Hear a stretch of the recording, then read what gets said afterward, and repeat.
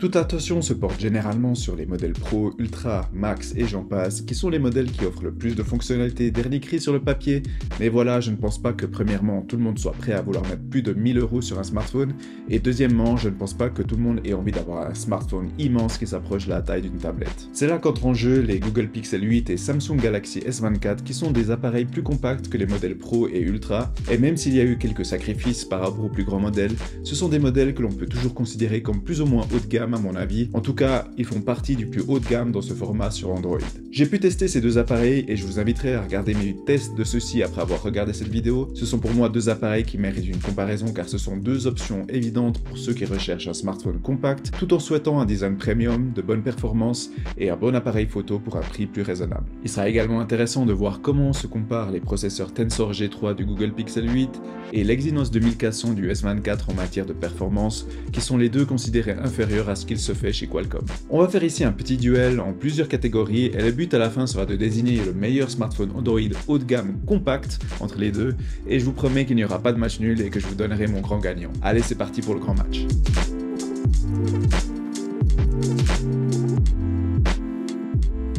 Rapidement, avant de passer au vrai duel, faisons une brève présentation de ce que l'on peut avoir pour son argent avec ces deux appareils. Commençons avec les specs du Pixel 8. On a tout d'abord le dernier processeur de Google, le Tensor G3, qui est une belle amélioration de la deuxième version qui était sur les Pixel 7 et qui se concentre toujours autant sur les performances des fonctionnalités d'intelligence artificielle proposées par les Pixels et un peu moins sur des performances brutes sur des jeux par exemple. Ce processeur est couplé à 8 Go de RAM sur toutes les versions. Sur le modèle de base, on a 128 Go de stockage, mais il est possible de prendre des modèles à 256 ou 512 Go.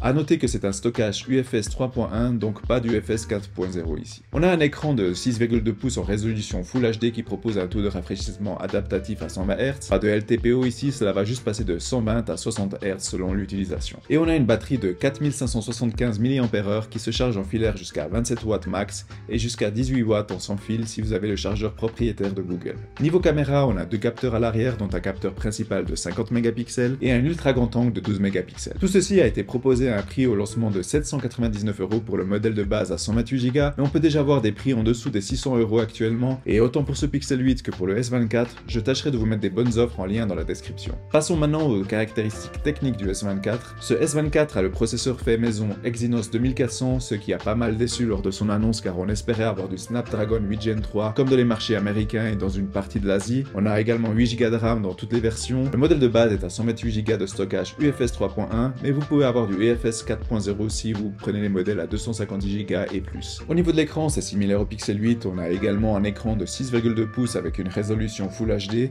mais avec la technologie LTPO qui propose aussi ici le 120 Hz, avec un rafraîchissement adaptatif qui va descendre jusqu'à 1 Hz selon votre contenu à l'écran. Et on a une batterie plus petite de 4000 mAh avec une charge filaire qui va jusqu'à 25 watts et du sans fil jusqu'à 15 watts. À l'arrière, on a trois caméras, un capteur principal de 50 mégapixels, l'ultra grand angle et un téléphoto zoom x3. Le S24 avait été lancé à un prix de 899 € pour le modèle de base à 128 Go. Cependant, il y a pas mal d'offres. Là encore, jetez un œil sur les liens dans la description. Assez parlé de specs, maintenant passons aux vraies choses. Commençons ce duel avec le design de ces deux appareils qui ont vraiment un look distinct à mon avis. Ce Samsung Galaxy S24 a un look très sobre qui est de qualité. Le dos en verre mat avec simplement les trois cercles du module photo qui ressort légèrement donne un look minimaliste qui me plaît personnellement beaucoup. Cette année, on a également des tranches mates et plates qui renforcent l'élégance et le look minimaliste de ce smartphone, mais qui rend ce smartphone un peu plus glissant. À l'avant, on a un écran plat avec des fines bordures symétriques tout autour de l'écran qui sont vraiment super satisfaisantes à regarder, et c'est encore beaucoup trop rare de voir ça sur un smartphone Android de nos jours. J'aime vraiment énormément le design de ce smartphone, même si certains pourraient dire qu'il manque de fantaisie. J'aime personnellement beaucoup son élégance et sa sobriété,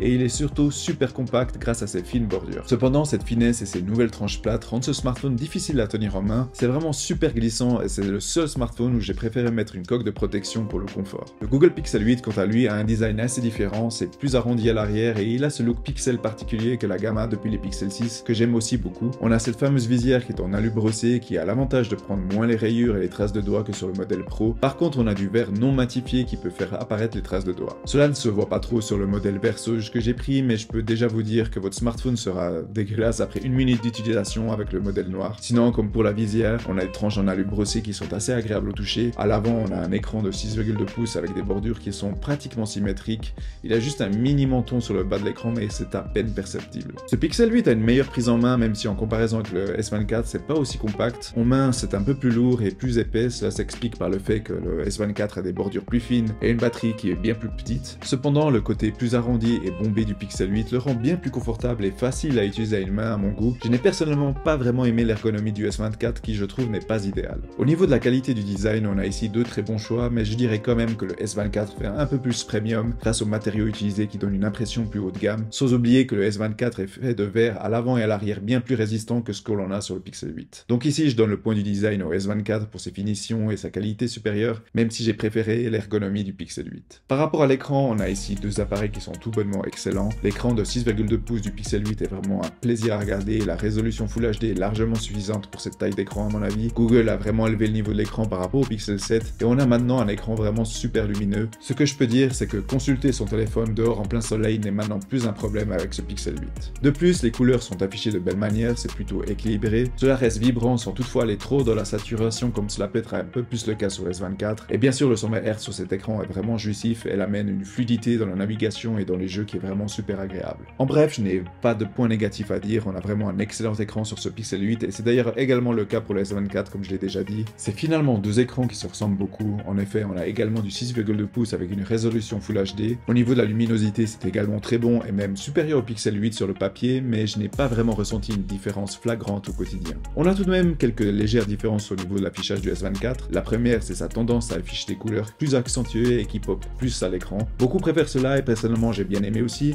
mais cela peut un peu dénaturer l'affichage des photos. Mais c'est quelque chose qui peut être changé dans les réglages si vous aimez plus la fidélité des couleurs. Sinon, on a également un écran adaptatif à 120 Hz qui est tout autant aussi agréable à utiliser, mais à la différence du Pixel 8, on a ici la technologie LTPO qui permet de descendre jusqu'à 1 Hz et donc économiser de l'énergie. Pour conclure la partie d'écran, je dois dire qu'il m'est impossible de désigner un gagnant par rapport à la qualité d'affichage car on a vraiment des écrans qui sont tout autant excellents. Cependant, j'ai quand même envie de donner le point au S24 juste pour le fait qu'il utilise cette technologie LTPO qui, je trouve, est un vrai plus au quotidien dans la gestion de la batterie. Passons maintenant à la section des performances et voilà, c'est le domaine où je dirais que la différence est la plus notable entre ces deux smartphones. Et même s'ils n'utilisent pas le dernier processeur de Qualcomm, c'est clairement le Samsung Galaxy S24 qui est au-dessus ici pour moi. L'Exynos 2400 a été pour moi vraiment excellent et vraiment bon en performance brute. Tout tourne vraiment en un claquement de doigts et je n'ai honnêtement jamais eu de mini ralentissement, même dans les applications les plus gourmandes. Donc si vous aimez jouer sur votre smartphone malgré le petit écran, vous serez satisfait avec ce S24 car il a largement fait le boulot pour moi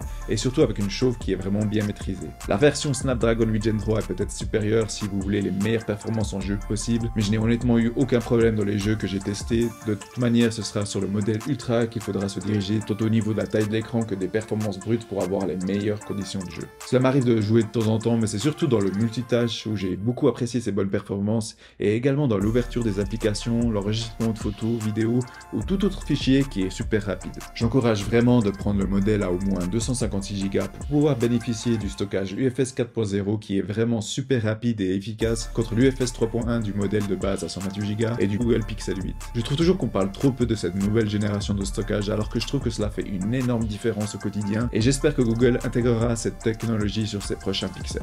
Au niveau des performances, on est vraiment sur ce qui se fait de mieux avec ce S24 et il est pour moi une des références en 2024 dans ce format comme l'était le S23 l'année passée. En ce qui concerne le Pixel 8, ce n'est pas mauvais, loin de là, mais c'est en dessous en comparaison. Mais si on ignore ce que la concurrence est capable de faire, le processeur Tensor G3 offre de bonnes performances également de l'usage au quotidien. Le Pixel 8 est vraiment super capable et fluide dans les usages qu'on va appeler normaux, c'est-à-dire dans la navigation dans le système et dans les applications de réseaux sociaux, dans l'ouverture d'applications et le multitâche basique. Cependant, je dois dire que je rencontre parfois des bugs ou des gros ralentissements avec ce Pixel 8, ce que je n'avais pas avec le modèle Pro. La seule explication que je vois est qu'on arrive ici plus vite à la limite des 8 Go de RAM contre les 12 Go du modèle Pro. En tout cas, j'ai pu rencontrer quelques écrans noirs et l'écran qui se fige à l'ouverture de la caméra ou de certaines applications. C'est aussi lorsque l'on va pousser un peu plus que l'on va voir que ce Tensor G3 n'est pas au niveau des meilleurs processeurs. Cela se ressent un peu plus dans les applications un peu plus lourdes où l'on va ressentir de mini ralentissements ici et là, et également dans les jeux où on peut ressentir que c'est pas autant fluide qu'un S24, même si l'on peut faire tourner pratiquement tous les jeux sans vraiment trop de problèmes. J'ai senti ce Pixel 8 pas très performant lorsque l'on utilise la caméra. Je ne parle pas ici de la qualité des photos et vidéos, mais dans les performances dans l'application caméra. Je ne sais pas pourquoi, mais ces Pixel 8 ont vraiment été très lents lorsque je voulais utiliser cette caméra. L'application caméra prenait parfois beaucoup trop de temps à s'ouvrir et la navigation dans celle-ci est un peu trop saccadée pour un smartphone de cette gamme. J'ai d'ailleurs ressenti les mêmes soucis dans l'application Google Photos. Mais je vous rassure, ce Tensor G3 n'a rien de vraiment problématique et c'est une vraie évolution par rapport au Tensor G2 du Pixel 7 qui avait vraiment des performances qui s'essoufflaient assez vite à long terme.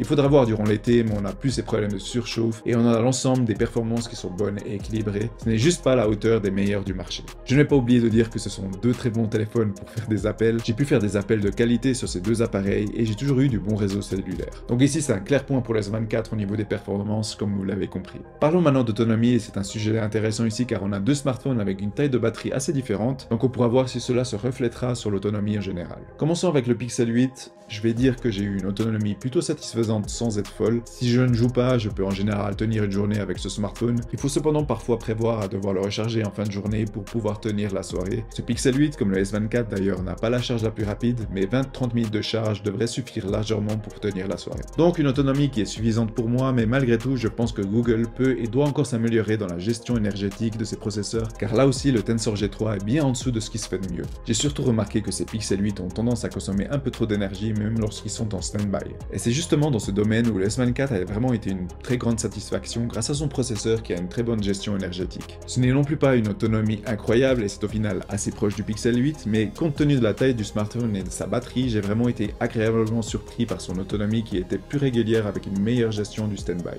On voit ici que le processeur et l'écran adaptatif jouent un grand rôle et permettent d'avoir une autonomie aussi bonne, voire parfois meilleure qu'un smartphone avec une batterie 15% plus grande. Donc si l'on compare grosso modo, j'ai eu sur les deux smartphones une autonomie satisfaisante et fiable pour tenir jusqu'à la soirée. Je dirais tout de même que le S24 a une autonomie légèrement supérieure en général. Le Pixel 8 m'a fait quelquefois des mauvaises surprises par un surplus de consommation de batterie en stand-by que je ne pouvais expliquer, donc je donne le point au S24 pour sa meilleure gestion d'énergie en stand-by et sa meilleure autonomie en général. Parlons maintenant de la caméra qui est le point où l'on m'a le plus souvent demandé qui était meilleur entre les deux. Avant de parler en détail des photos de ces appareils, je dois faire ma petite déclaration que je fais presque à chaque vidéo maintenant, qui est que pour moi la photo est subjective et sur des smartphones haut de gamme comme ceux-ci, les différences sont très minimes. Est-ce que je vais préférer chez l'un peut être totalement différent de vos goûts personnels? Les deux caméras ont chacune leurs forces et faiblesses et je dois dire que c'est toujours le plus difficile à départager. Cependant, je pense qu'il y a quand même un smartphone qui est au-dessus ici. Commençons avec la caméra du S24 avec lequel j'ai vraiment eu beaucoup de plaisir. Tout d'abord parce qu'il a un excellent appareil photo, surtout grâce à son capteur principal de 50 mégapixels, mais surtout parce qu'il est vraiment super polyvalent grâce à ses différents capteurs photo et par la richesse de son application caméra. En photo, j'ai trouvé ce S24 très bon dans la plupart des situations, que ce soit de jour comme de nuit, j'ai pu obtenir de bons clichés et même assez flatteurs dans le style de Samsung, qui permet d'avoir des photos prêtes à être postées sur les réseaux sociaux. De plus, ayant un capteur téléphoto avec zoom x3, on a une possibilité de zoom utile et de qualité, et j'ai vraiment eu beaucoup de plaisir à jouer avec les différents angles de vue.